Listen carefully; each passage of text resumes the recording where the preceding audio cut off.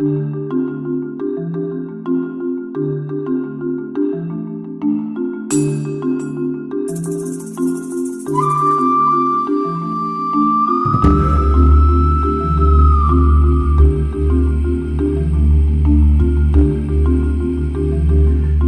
so in every hair color category, whether you be blondes, brunettes, or redheads, I have what I call the worst and best candidates for a particular hair color. And that's because there's some people that should not be a certain hair color. I mean, we're talking about blondes, somebody with really, really light hair, or excuse me, somebody with really, really dark hair, they're not going to be your best candidate because their hair is just too dark. You got to start out with somebody who has light hair already. So with redheads, these are your best candidates here, okay? Your best candidates for creating a redhead are those with natural levels. We're talking natural level now, okay? Those with natural levels 3, 4, 5, 6, and some 7s. I'll explain that in a second. And your worst candidates are anybody with levels 1, 2, 8, 9, 10, and gray or white hair like mine. These are your worst candidates. Now, that does not mean you cannot make them a redhead. We can make them a redhead. I'm sure you guys in your business every day, you do make redheads out of people who have gray hair and stuff. But they're not, meaning that they're not your best candidates means that we have to work a little bit extra. We have to do some extra things to make it work better. And they're much more inclined to fade out easier. Okay, they're not going to stay as red or as vibrant as somebody in this category. And the reason I say that these are your best is because these people will give you the best long-lasting red. So let me just take this one step further. Okay, remember in my books I always talk about what I call the region, right? The blonde region, the red region, the gold region, etc. So this is important with understanding how to formulate hair color.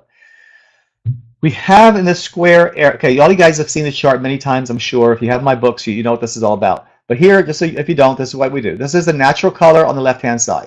In other words, this has nothing to do with color. It's basically the level system, okay? So black being level 1, and then going straight up to level 10 being your lightest blonde. So this is the level system that we all know it, or think of it as your natural level swatch ring if you have one of those in the salon, okay?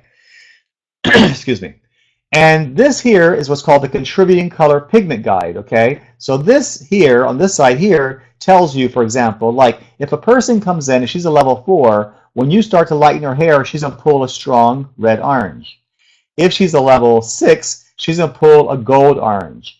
If she's a level 8, for example, she's going to pull a dark yellow. So you can see that as we go lighter in pigmentation, in her natural color, we're talking now, her natural color, you're going to pull warm tones. No matter what color you have here, anytime you put an oxidative tint on the hair, you're going to get warm tones.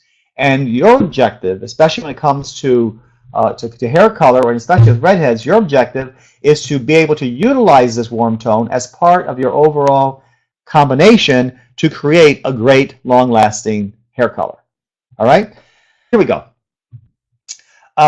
So I call this the red region, and I call these people in this category here your best candidates for redheads. And this is why, guys, because anybody with a level 3 to 7, when you start coloring their hair, you're going to get all of this red-orange stuff.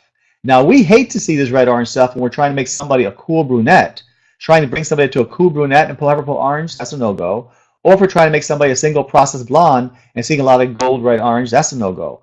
But if you want to make her a redhead, absolutely. This is what we need as part of the overall formula. So that's why I said in my previous slide there that people from levels 3 through 7 are your best candidates for making somebody a redhead. Now, I said level 7 is kind of iffy because some people have more gold and less red, and they may not give you enough red. But if they have if they have an acceptable amount of gold, I think you'll be good to go anyway. You don't really need a lot of red if you have a lot of gold, okay? But again, here we go. So these people make your best candidates. Now let's talk about the people that don't make your best candidates and what we can do to make them, put them in the category of becoming a better candidate for us. Let's first talk about the lighter shades.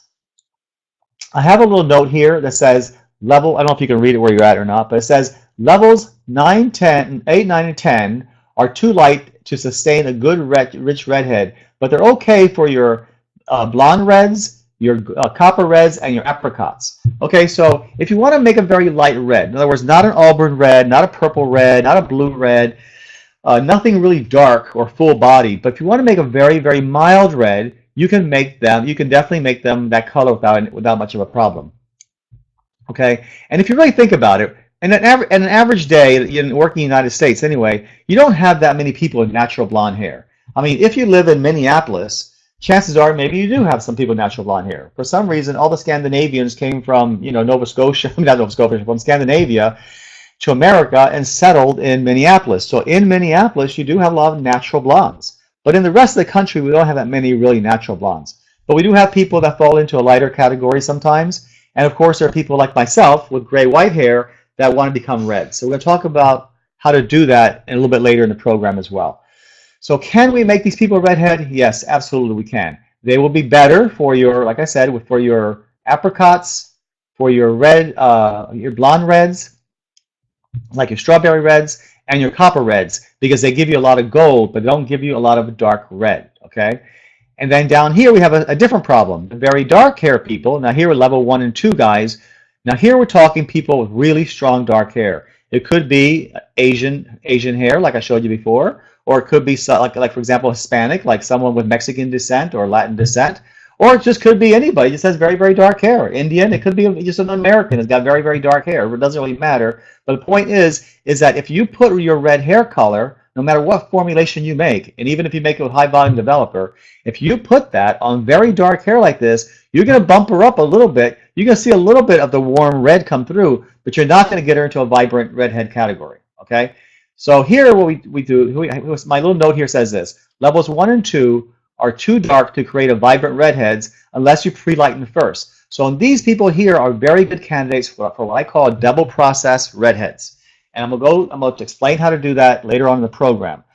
So there you have it. We can make anyone in this entire spectrum a redhead. Some are better than others, but you could indeed make them all a redhead as long as the hair is in good condition. And I'm going to talk to you exactly about how to do all these different people throughout the rest of this program. All right? Okay.